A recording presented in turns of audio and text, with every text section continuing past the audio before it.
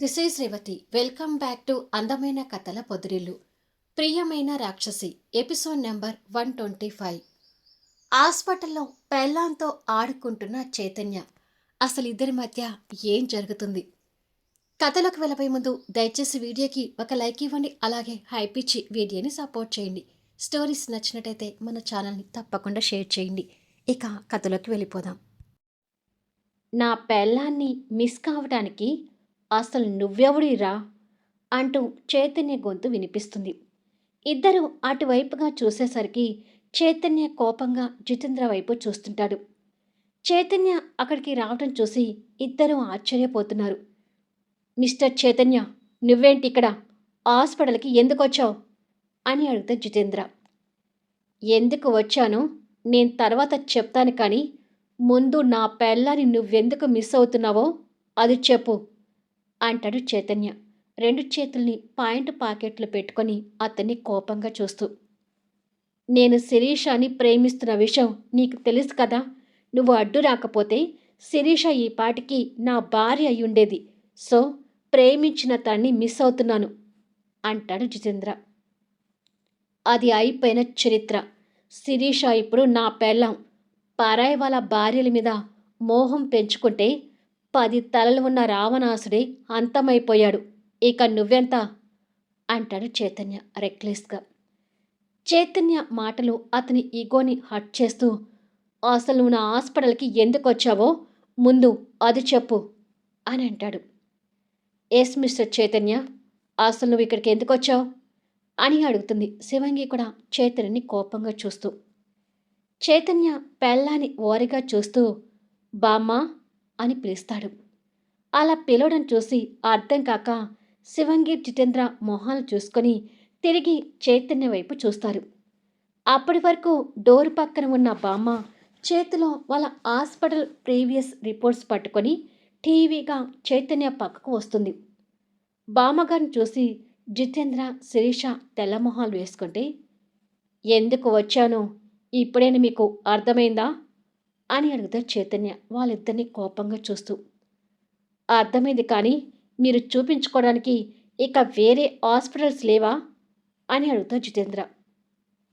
దానికి శిరీష మాట్లాడుతూ, జితేంద్ర ఏంటి అలా మాట్లాడతావు? నువ్వు పేషెంట్ గురించి మాట్లాడే తీరు కరెక్ట్ కాదు. బామ్మగారికి ఇక్కడే ట్రీట్మెంట్ జరిగింది కాబట్టి రీచెకప్ కూడా తను ఇక్కడికి రావాలి కదా అని అంటుంది.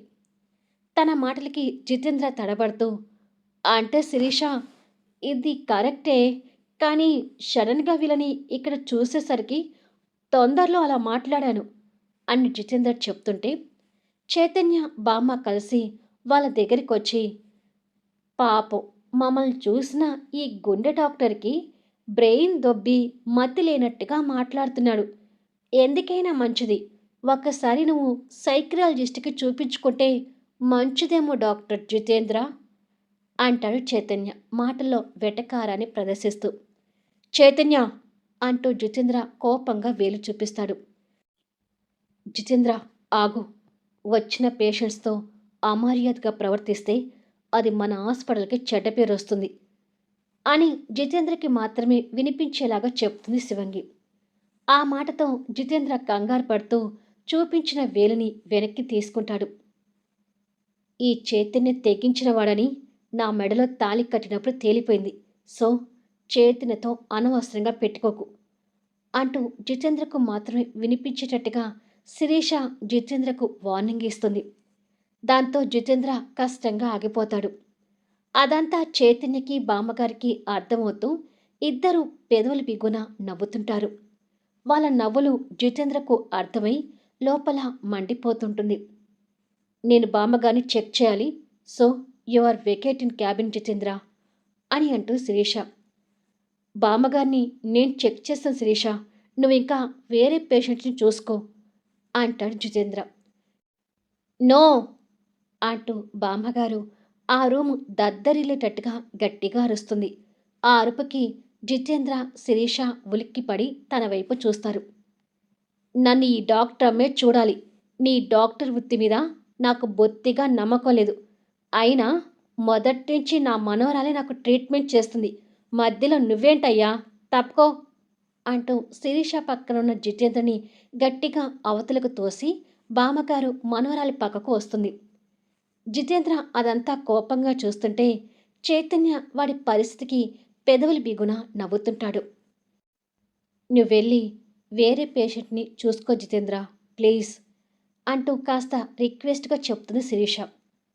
ఛ అని విరక్తి చెందుతూ జితేంద్ర చైతన్యని కోపంగా చూస్తూనే ఆ రూమ్ నుండి వెళ్ళిపోతాడు. మీరు కూర్చోండి బామ్మగారు అంటుంది శిరీష బామ్మగారిని ఒక పేషెంట్ లాగానే ట్రీట్ చేస్తూ.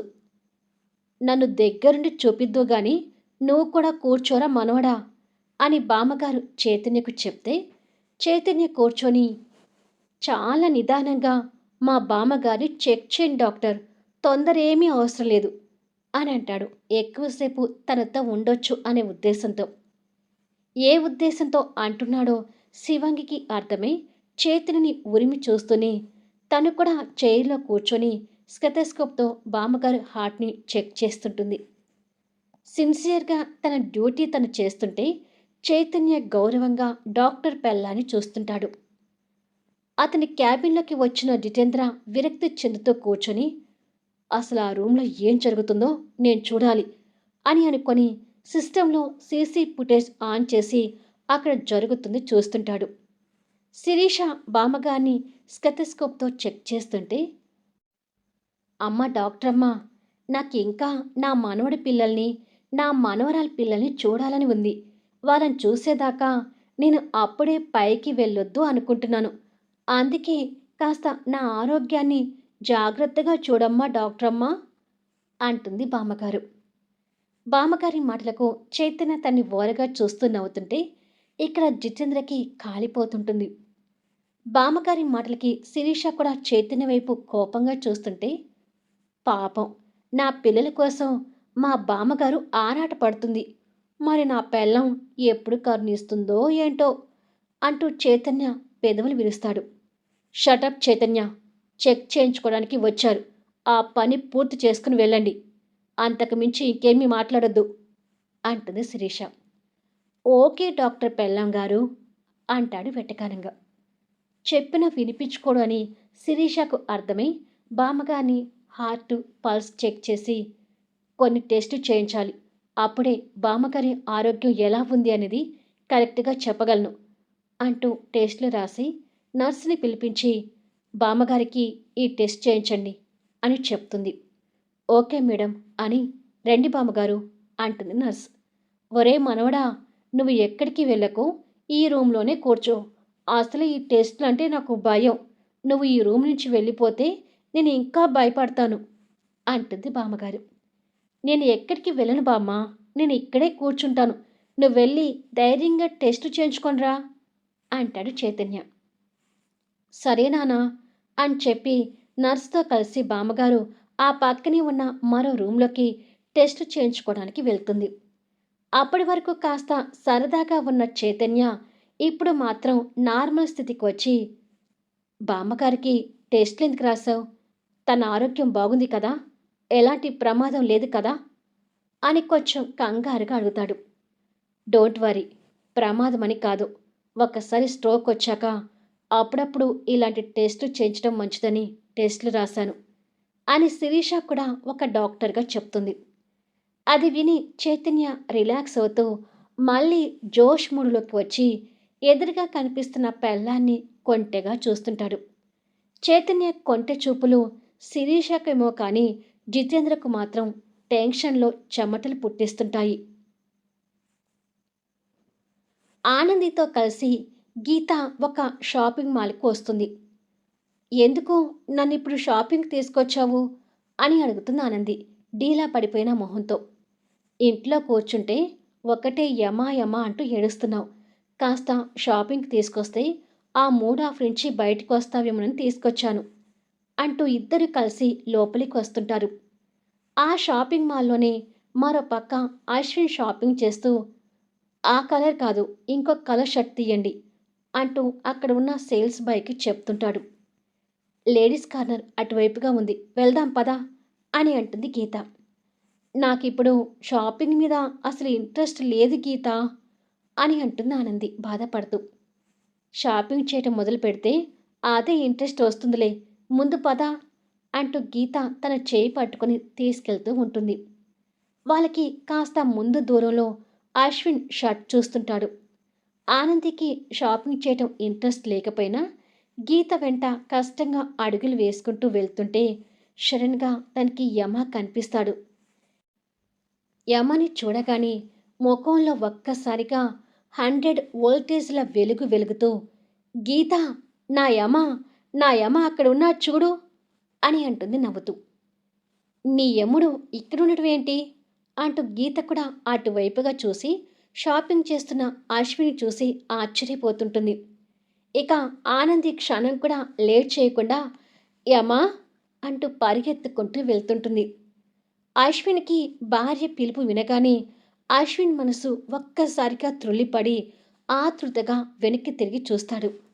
ఆనంది పరిగెత్తుకుంటూ దగ్గరికి వస్తుంటుంది. తనని చూడగానే అశ్విన్ కూడా ముందు సంతోషపడుతుంటాడు. యమా అంటూ ఆనంది అశ్విన్ ముందుకొచ్చి నిలబడుతుంది. అశ్విన్ తన దగ్గరగా చూసేసరికి మొహం అంతా పీకపోయి కొంచెం బక్కచెక్కి కళ కోల్పోయి కనిపిస్తుంటుంది. భార్యని అలా చూడగానే గుండె తరుక్కుపోతుంది. ఆనంది ఆ ఆనందంలోనే కన్నీళ్లు పెట్టుకుంటూ యమా అంటూ అశ్విన్ని హక్ చేసుకుంటుంది. ఆనందికైతే ఈ యమ మీద ఈ మధ్య పుట్టిన ప్రేమ కానీ అశ్విన్కి అలా కాదు కదా, ఎప్పటినుంచో తన్ని ఆరాధిస్తున్న మనిషి కదా. తను అలా కౌగిలించుకోగానే హృదయం ద్రవించిపోతుంటుంది. తెలియకుండానే తన వెన్ను మీద చేతులు వేసి హక్కున చేర్చుకుంటాడు. అది చూసి గీత కూడా సంతోషపడుతుంటుంది. మరి ఆ సంతోషం ఎంతసేపు తర్వాత చూద్దాం. ఇప్పుడు మళ్ళీ శివంగి వాళ్ళ దగ్గరికి వెళ్దాం. శిరీష తన ముందున్న పేషెంట్ ఫైల్ చూస్తూ కూర్చుంటే చైతన్య కొంటెగా తన వైపు చూస్తుంటాడు. బామ్మగారికి మరొక రూమ్లో టెస్టులు జరుగుతుంటాయి. ఇక చైతన్య చూపులు తట్టుకోలేని జితేంద్ర క్షణం క్షణం కసితో చస్తుంటాడు. శిరీష ఫైల్ చూస్తూనే ఓ కంట చైతన్యని గమనించి కోపంగా తలెత్తి, ఏంటి అలా చూస్తున్నావు అని అడుగుతుంది. ఎలా చూస్తున్నాను అని తెలియనట్టుగా అమాయకంగా అడుగుతాడు. ఎలా చూస్తున్నావో నీకు తెలీదా అని అడుగుతుంది. అస్సలు తెలీదు, ఎలా చూస్తున్నానో కాస్త నువ్వే చెప్పు అంటాడు కొంటెగా నవ్వుతూ. ఈడియట్ అని తిడుతుంది చైతన్య నవ్వును చూసి. హలో, ఏంటిది? నేను ఇక్కడికి వచ్చింది నీ మొగుడిగా కాదు, పేషెంట్గా వచ్చిన మా బామ్మకి మనవడిగా. హాస్పిటల్కి వచ్చిన వాళ్ళని ఇలాగే ఈడియట్ అని తిడతారా? ఇలాగే తిడతానంటే మాత్రం ఈ హాస్పిటల్లో మీ గురించి నెగిటివ్ ఫీడ్బ్యాక్ ఇవ్వాల్సి వస్తుంది. జాగ్రత్త డాక్టర్ మేడం అని అంటాడు మాటల్లో సీరియస్ నటిస్తూ. నెగిటివ్ ఫీడ్బ్యాక్ ఇస్తే ఆ ప్రభావం తన మీద ఎలా ఉంటుందో తెలుసు కాబట్టి కాస్త తగ్గుతూ ఇట్స్ ఓకే, సారీ అని అంటుంది. ఏంటి అని అంటాడు తనతో ఇంకొకసారి సారీ చెప్పించుకోవాలని ఉద్దేశంతో చెవుని తన వైపుకు తిప్పి.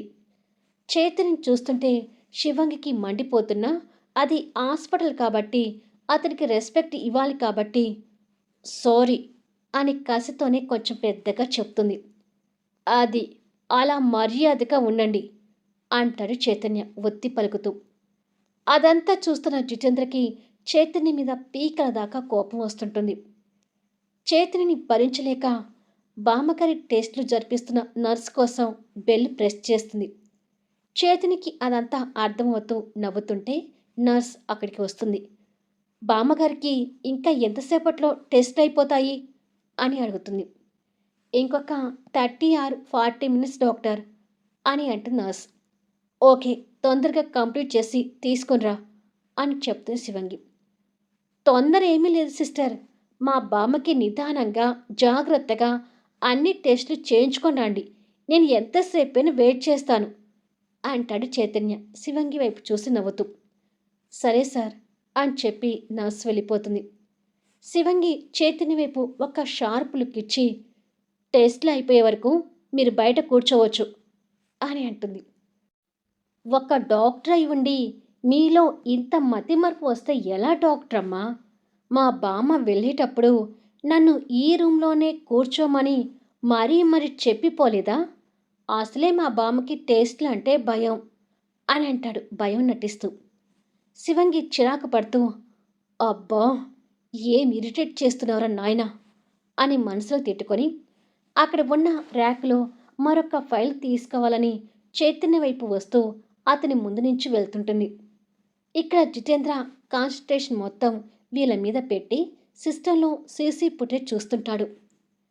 చైతన్య ముందు నుంచి శివంగి వెళ్తుంటే కావాలని చైతన్య తన దారికి కాలు అడ్డు పెడతాడు. దాంతో శివంగి కింద పడబోతూ బ్యాలెన్స్ చేసుకోలేక చైతన్య ఒడిలోకి వచ్చి పడుతుంది. ఆ వెంటనే చైతన్య ఒడిలో ఉన్న తన నడుం చుట్టూ చేతులు వేసి బిగిస్తాడు. ఆ దృశ్యం చూస్తున్న జితేంద్రకి ఫ్యూజులు ఎగిరిపోతుంటాయి. మళ్ళీ నెక్స్ట్ వీడియోలో కలుద్దాం. ఇప్పుడు చైతన్య శిరీష మధ్య ఏం జరగబోతుంది? వాళ్ళ మధ్య జరిగేది చూసి జితేంద్ర ఎలా రియాక్ట్ కాబోతున్నాడు? షాపింగ్ మాల్లో హగ్గులో ఉన్న అశ్విన్ ఆనంది మధ్య జరిగే సన్నివేశాలేంటి? వీళ్ళు ఇలా ఉంటే ఇక విలన్ ప్లాన్స్ ఎలా ఉండబోతున్నాయి? వాళ్ళ ప్లాన్స్ వల్ల వీళ్ళ మధ్య జరిగే సన్నివేశాలేంటి? కథ నచ్చితే లైక్ చేయండి, హైప్ ఇవ్వండి, మీ అమూల్యమైన అభిప్రాయాలను తెలియచేయండి. అలాగే మన స్టోరీస్ని దయచేసి షేర్ చేయండి. Thank you for listening.